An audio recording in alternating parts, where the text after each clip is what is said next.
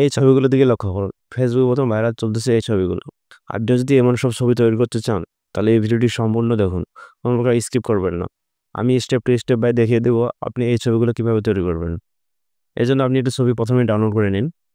এরপরে আপনি আপনার মোবাইলের ব্রাউজার থেকে অথবা আপনার ChatGPT-টিকে অন করুন। ChatGPT-কে অন করলে এরকম একটি ইন্টারফেস শো করবে।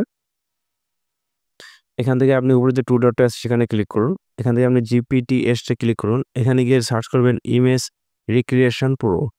ইমেজ রিক্রিয়েশন প্রো সার্চ করলে এমন একটা ইন্টারফেস শো করবে। এখানে ক্লিক করুন। এরপরে স্টার্ট চ্যাট যে আছে সেখানে ক্লিক করুন। এখানে ক্লিক করার পর আপনার যে প্লাস বাটনটি আছে নিচে এখানে আমরা ক্লিক করব। আমরা যে ছবিটি ডাউনলোড করে রেখেছি সেটা এখান থেকে সিলেক্ট করে নেব। ছবিটি সিলেক্ট করে নেওয়া হয়ে গেলে এমন একটা ইন্টারফেস শো করবে।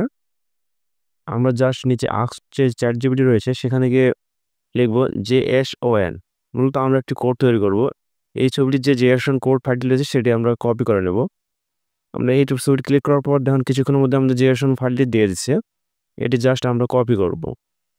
কোডটি কপি করার জন্য আপনার এই উপরে কপি কোড লেখাটি আছে সেখানে ক্লিক করুন। কোডটি কপি হয়ে গেলে আপনি আপনার প্লে স্টোর থেকে গিয়ে সার্চ বারে সার্চ করুন গ্রক GROK। গ্রক লিখে সার্চ করলে এমন একটা ইন্টারফেস শো করবে। এখান থেকে আপনি জাস্ট ওপেনে ক্লিক করুন অথবা যদি আপনি ইনস্টল করা না থাকে তাহলে সেক্ষেত্রে ইনস্টল করে নেবেন। এরপরে আপনি ইমাজিনে ক্লিক করুন। এখানে ক্লিক করার পর আপনি জাস্ট এই যে নিচে অটোফিল অপশনটি আছে সেখানে যে কোডটি আমরা কপি করেছি সেটি এখানে এসে আমরা পেস্ট করব। এটি পেস্ট করার দেওয়ার পরে যে তীর চিহ্নটি রয়েছে সাথে সেখানে আমরা ক্লিক করব।